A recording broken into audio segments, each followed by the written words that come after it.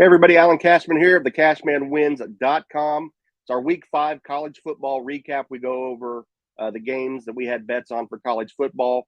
3-0 weekend for subscribers. We had Louisiana Tech on Friday +1, Louisiana Lafayette on Saturday +11.5, and then we had South Florida +3.5 that won straight up on Saturday at Navy. So let's jump into the games. Try to do this in 15 or 20 minutes.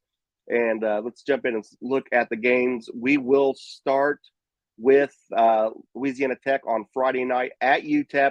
Going into the game, we liked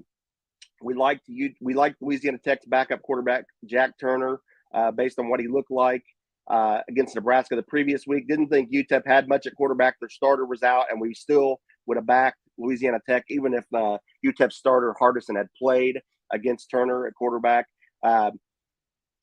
Louisiana Tech took the game 24-10, up 14-0 to start. UTEP closed it to a touchdown, 14-7. Really not as dominant as I was hoping for from Louisiana Tech. They did run the ball well. Turner did not play well though. 9 for 20, 152 yards, 1 touchdown. Was not impressed. He really looked like he was staring down receivers. He was telegraphing, had several passes that were blocked, batted down. You could see it that he was telegraphing, and UTEP saw that as well. As far as UTEP on offense, pretty much what we said. They used 3 different quarterbacks because their starter was out, and none of them are very productive. And a couple of them got hit pretty good a few times. I think Hurley was the guy that got up slow a few times, but Louisiana Tech got to him. But not as good of a passing game as I was hoping for from Louisiana Tech going into this game. Louisiana Tech's offense was number 62 in yards per play coming into that game, but the UTEP defense number 111 in yards per play allowed. That's kind of what we liked going into this. And then UTEP's defense was number 92 in completion percentage allowed, but not a good day passing here for Louisiana Tech. But fortunately, defense was pretty good against the pass, and then they ran the ball well as well. You look as far as the first downs go in this game, UTEP actually outgained Tech 17-14. If you see that, if I saw that in a game, I wouldn't expect this team here to win by 14, but that's what happened. UTEP had the run game going, 224 yards rushing to the 142 for Louisiana Tech, 4.6 to 4.9 yards per carry here. And then net yards per passing, only 152 for Tech, but then UTEP, they could only get 101 yards passing for their team, 7.6 yards per attempt, and then just a very minuscule 3.7 yards per attempt for UTEP, and then 16.9 yards per completion versus 11.2 yards per completion. So bigger plays here in the 9 completions versus the 9 completions here for UTEP. Then no points off turnovers. You look at the third down conversions. Another team particularly good, but 3 for 17 for UTEP on third down. Just could not get anything converted and extend drives. So that's really what won the game for Louisiana Tech. It was a little closer than what the 24-10 showed, but they were able to get by here. And I won't be as anxious to get on Louisiana Tech going forward if Turner's the quarterback. He did not look as good in this game as he did against Nebraska the previous week. The second game we had was Saturday, and we took Louisiana Lafayette, who, as you remember last week, failed to cover the -9 against Buffalo, had them down, I think, nearly 30 points, and then just seemed to let their foot off the gas a little bit and let Buffalo back in the game. A couple of really bad turnovers. Had some turnovers in this game as well, but they were able to pull it out. Let's go.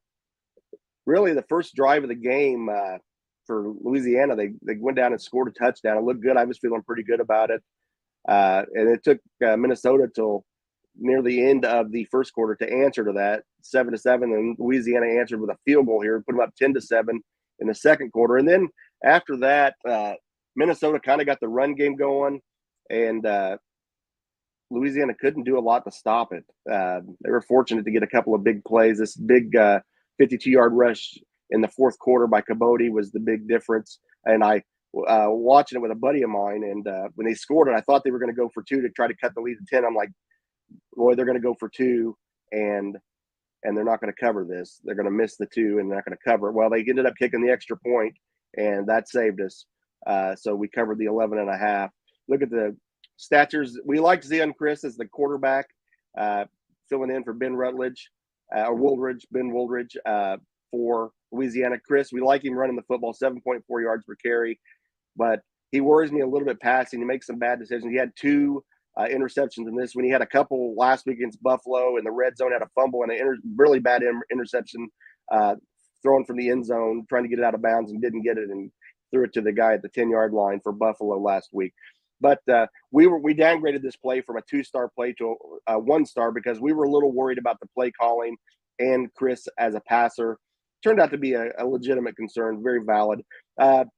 Minnesota, efficient. I don't like Kyle Ekmanis, but they did not try to do too much with him. 12 for 14 short passes, 146 yards, couple touchdowns. Did not have Darius Taylor running the ball, but Zach Evans did a nice job. Sean Taylor as well. Both of them over 4 yards per carry, over 4.5 yards per carry. That's good. And Louisiana had some trouble stopping the run. You come down here and look, over 200 yards rushing for Minnesota, only 3.9 yards per carry. So that's volume, 51 carries here, but they pounded the ball, ate some of the clock. The big plays were definitely more for Louisiana. Lafayette, 6.6 yards per carry here. But the passing, like we said, the 2 interceptions hurt. You look at the total offense, they were pretty even, 349 for Louisiana Lafayette, 347 for Minnesota. Total plays, 65 to 52. And then actually average yards per game, Louisiana, 6.7 to 5.3 for Minnesota. And we come down here and we look at the 14 points off the turnovers. Again, something that hurt Louisiana against Buffalo with the points off turnovers. Well, it happened again here. I'm actually going to go back and look at the box score from last week against Buffalo and see what the points off turnovers were in that game last week. Buffalo had 14 last week as well, and that's why take either one of those away, and we cover that -9 last week. So it is a problem with Chris at quarterback. He's a very good athlete. He's a good quarterback as far as running the football, and he can make some throws, but he makes some bad decisions as well. So we're going to have to remember that going forward if we have interest in backing Louisiana. We will go to our final game that we had with South Florida, plus 3.5 at Navy. It was my favorite play of the day. That was a 2-star play for us. I liked a lot of what I've seen from South Florida. I did not like some things with Navy coming into the game. Navy's defense, a number 124 in FBS and yards per play allowed. They were number 104 in yards per game allowed. South Florida coming in was number 16 on offense in yards per game. And defensively, South Florida was only on the run game was allowing 2.5 yards per carry the last 3 games. That did not hold up in this one, as Navy did run the ball well against them. We look at the box score, and if you watch the game, Navy, who is not traditionally they're a run team, but they try to surprise you with some passes, and they did. They caught South Florida off guard 2 or 3 times, had wide open receivers and could not get the ball to the receivers for a touchdown. And that was really a big difference in this game. Navy had chances and they just blew it because they couldn't get the ball to the receiver wide. I mean, really, I'm not over exaggerating. Wide open, you didn't see a defender on the screen, and the passes were short because Navy's just not a passing team. They're not used to it. They run the ball 80% of the time. So you see Navy jumped out to a 14-0 lead. And then South Florida started to get it going and rolled off 21 unanswered.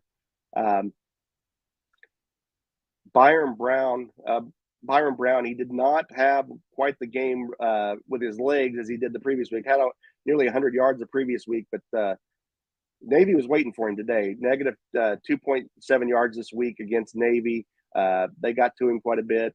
4 sacks. Did well in the pass game, though. 26 for 34, 338 yards, 3 touchdowns.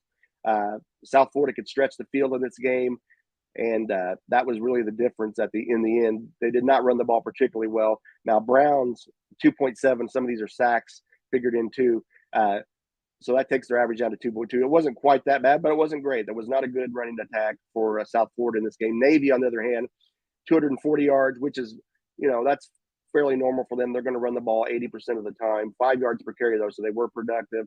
They just could not. 5 for 11 passing. They did have 1 long play for 68 yards, but they just could not convert. They got 2 touchdown passes, but he could have had 4. And that was really kind of a killer for Navy in this game, not executing a couple of wide open pass plays. We look at this, though, domination for South Florida, 24 first downs to 11 for Navy. Navy did have the advantage in rushing, and 240 yards to 97, but this right here, 338, 9.9 yards per attempt, 9.9 yards per attempt, 13 yards per completion, 3 passing touchdowns, 435 yards of offense, and 78 plays to 59 plays in this game, but 3 fumbles lost. This could have been bad for South Florida. I mean, 3 fumbles lost and only 7 points off turnovers for Navy in this game with those 3 fumbles. And I can't remember Brown. Did he have an interception in this game? No, he did not. So 3 fumbles, and they can only turn that into 7 points for Navy. So that was a big factor as well. Time of possession, fairly even here. But you come down here and you look at third down, only 3 for 14 in third down for Navy. You're not going to be able to extend drives when you can't convert on third down. So that's not good, but good for us. We did get the cover. We got the outright win, and really easily at the end. We really weren't sweating much in the fourth quarter. It looked like South Florida had this game. So South Florida plus 3.5 is a straight up winner for us, and cap the week off for us at 3-0 for subscribers in college football. So if you want to become a subscriber in time for week 6, go to TheCashmanwins.com. Packages there for $1 a week or less. 1 year, $52. 2 years, $59 if you want to pay with Venmo or Cash App for the 2-year package. That's all at TheCashmanwins.com. You can follow on Twitter or X at TheCashmanWins as well. And then we'll do this again next week. We'll recap our week 6 bets on next week as well. All right, everybody. Thank you and enjoy